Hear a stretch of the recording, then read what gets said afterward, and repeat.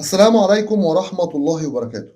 أولا كده ومبدئيا عايز أقول ليوسف أوباما وحشتنا يا يوسف.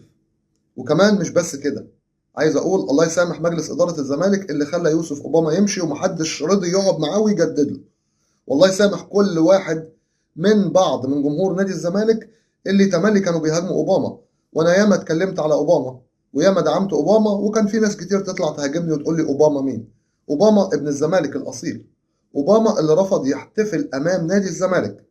أوباما لعيب كبير مش بنجامله. تحياتنا ليوسف أوباما. أهلا بكم مع إسلام أبو مازن، أهلا بكل جمهورنا العزيز.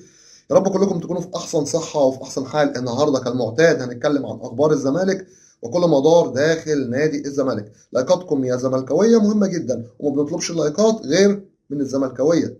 مش عايزين حد تاني ولا بنقول لحد تاني دوس لايك، غير بس الزملكاوية. طيب، ايه اللي بيحصل كده؟ قال لك انا راجع بيتي.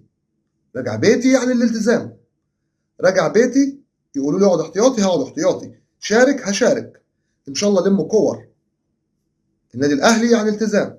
دي كانت تصريحات كهربا ما كملتش سنتين، ما كملتش سنة ونص، وفجأة كهربا انتهت مسيرته الكروية. وبقول كده من فترة، هو من فترة مجمد، لكن خلاص مسيرة كهربا انتهت داخل النادي الأهلي.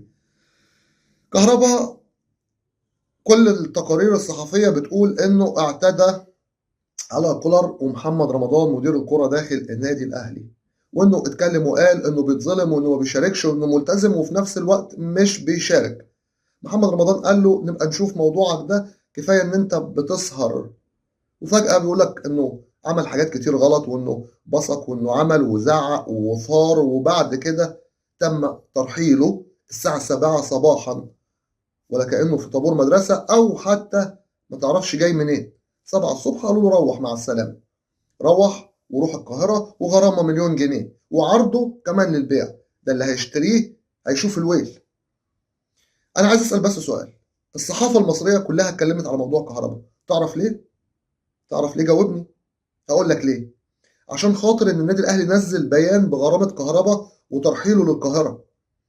لو الأهلي ما كانش نزل بيان ما كانش فيه جريدة قدرت تتكلم.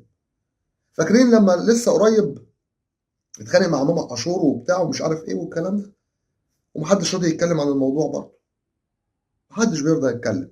بس سؤال للاستاذ عدلي القيعي وكل اهلاوي.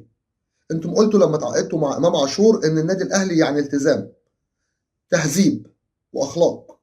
انا ما شفتش. ما هو كهربا جه، ده كهربا منيل الدنيا، ده كهربا مكركب الدنيا. اشمعنى ده؟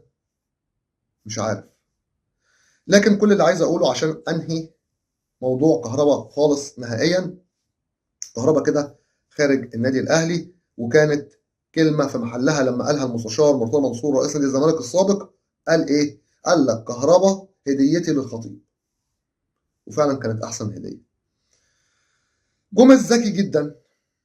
جوميز بيدعم محمد عواد لانه عارف ان الحارس نص الفريق، ولما الحارس بيبقى تمام الدنيا بتبقى تمام.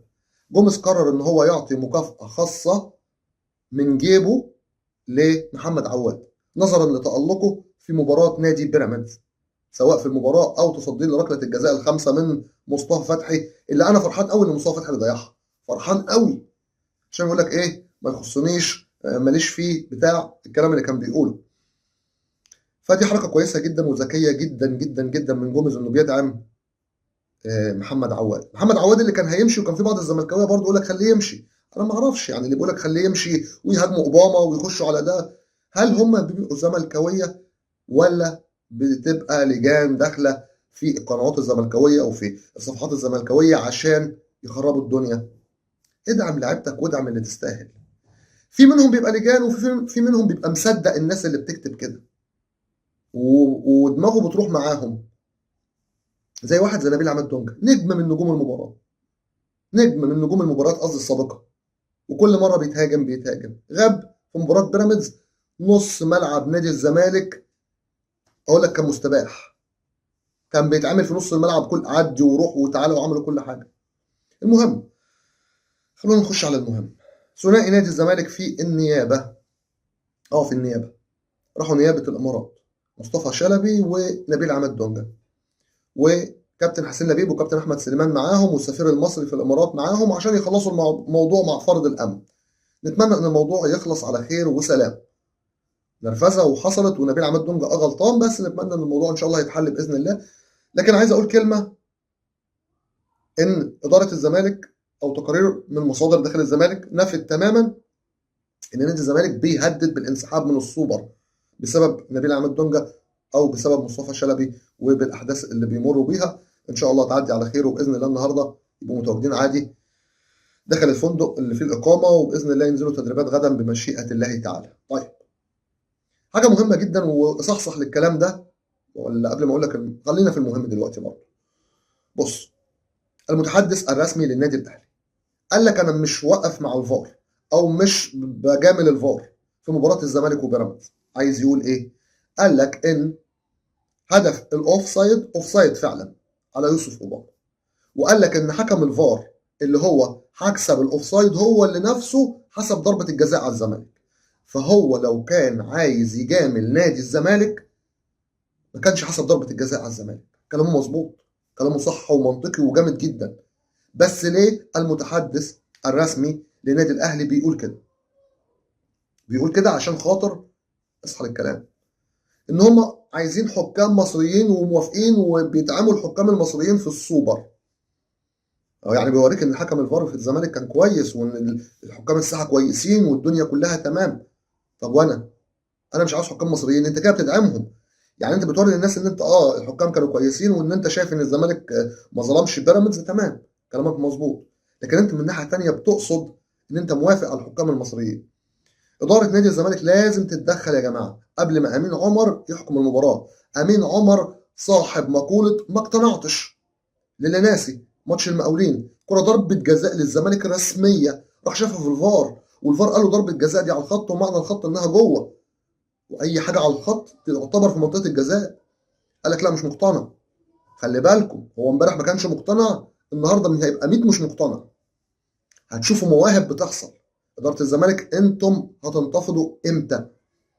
بسرعه ارجوكم. ما ينفعش تطلبوا بسرعه تغيير الحكام المصريين. ايه اللي بيحصل تاني؟ هاني سعيد، هاني سعيد مدير الكوره في نادي بيراميدز، قال لك ان ضربه ان الهدف بنسبه كبيره هدف، وانه مش متاكد منه قوي، وانهم تعرضوا للظلم في مباراتهم امام نادي الزمالك. قال لك ان احنا ما كناش موفقين، وممكن نقول ان التوفيق هو سبب عدم فوزنا، لكن احنا اتظلمنا. طيب، بما انك بتقول ان انت اتظلمت، بعيد عن انت اتظلمت او ما اتظلمتش، وان كل الحكام اجمعوا ان ان الهدف بتاع اوباما اوف سايد، وانت قلت ازاي محمود عاشور جابها مره واحده كده، ده بيقعدوا بالست سبع دقائق في مباريات الدوري، والحاله دي حاله صعبه. لا، هي الحاله سهله وباينه خالص ان اوباما طالع من الخط، معدي الخط كمان المرسوم. لكن انت ياما اتظلمت قدام المنافسين، ياما، وصولات وجولات ولعبت بكورتين واتطرد منك لعيبه وحوارات. انت بقى عمرك طلعت اتكلمت كده؟ انت اللي ارتديت تيشيرت الزمالك في يوم من الايام طلعت قلت كده في يوم من الايام؟ انت ما اتكلمتش كده غير على الزمالك واسفاه. وبما اننا بنتكلم على التحكيم صحيح، عايز اقول لك برضو حاجه مهمه جدا لازم الكل ياخد باله منها. يعني هاني سعيد بيتكلم على التحكيم وبيتكلم ان اللي كان في اوف سايد والكلام ده ماشي. النادي الاهلي في 11 مباراه حكم له، 11 مباراه حكمت له بالحكام المصريين، مفيش ولا مره اتطرد منه لاعب، خصوصا ان اكرم توفيق كان اتطرد امبارح. مفيش ولا مره اتحسبت عليه ضربه جزاء. نادي الزمالك ياما اتطرد منه لعيبه، وياما اتحسب عليه ضربات جزاء مع حكام مصريين. خلي بالكم من الموضوع ده كويس قوي. الحكام المصريين اقولها، سواء انا بقى اقولها لك انا في الدوري، في الكاس، في السوبر المصري، ايا كان يتواجد حكام مصريين، خدها مني قاعده. الاهلي لو كسبان فرق 2 3 والماتش مستريح ممكن يطرد منه حد، ممكن يتحسب عليه ضربه جزاء. لكن لو الاهلي مغلوب او متعادل والماتش متعقرب ومتصعب، ولا بيطرد منه حد ولا بيتحسب عليه ضربات جزاء. يعني استحاله تلاقي الاهلي خسران 1-0 واتحسبت عليه ضربه جزاء اتطرد منه واحد. استحاله، انا بقولها لك اهو، ودي حاجه قدامنا كلنا قدام الجميع، بس محدش بيتكلم، محدش بيشغل باله، محدش بيقول حاجه. ربنا ينصر نادي الزمالك ان شاء الله. مباراتنا يوم الخميس القادم امام النادي الاهلي الساعه 8 مساء. في بعض الاصابات عند نادي الاهلي، بيحاولوا يشوفوا مين اتصاب، مين هيرجع، مين مش هيرجع. عمر كمال يا ترى هيلحق؟ يحيى عطيه الله ممكن يلحق، رامي ربيعه ممكن يلحق. اظن كلهم هيلحقوا. ممكن عمر كمال فيها شكوك، ساعتها اكرم توفيق هيبقى مكانه. عشان كده اكرم توفيق ما اتطردش في ماتش سيراميكا، عشان ما ينفعش يبقى عمر كمال مصاب وهو كمان اكرم توفيق مطرود، يعني مش هيبقى عندهم باك يمين. ربنا يوفق نادي الزمالك. هنلعب على استاد محمد بن زايد. عمر جابر جاهز للمباراه. نبيل عماد دونجا هيتعمل له اشاعه. لكن عايز اقول لك حاجه، كلمه قالها لي استاذ وكيل صديقنا على القناه، ونظريه جامده قوي وصح، احنا تايهه عننا. لو نبيل عماد دونجا مش جاهز، لعب احمد محمود باك يمين، ودعم نص الملعب بعمر جابر مع محمد شحاته لو احتاجته. يعني انا بتكلم محمد شحاته، عمر جابر، وقدامهم مثلا عبد الله السعيد، قدامهم عبد الله السعيد.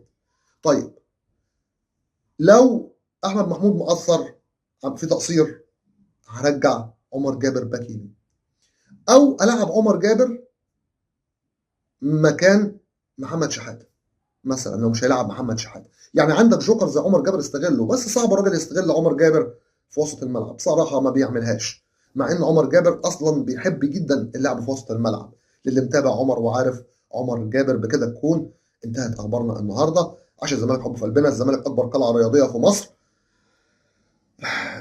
هندعم نادي الزمالك، مش هنتخلى ابدا عن نادي الزمالك، ودائما وابدا في ظهر نادي الزمالك الى ان ينتهي بنا العمر. اترككم في رعايه الله وامنه وحفظه، ولكم مني خالص حبي وتقديري واحترامي، وان شاء الله قدم افضل. عشان الزمالك حب في قلبنا. والسلام عليكم ورحمه الله وبركاته. يا احسن واعظم واوفى جمهور في الكون، جمهور نادي الزمالك العظيم.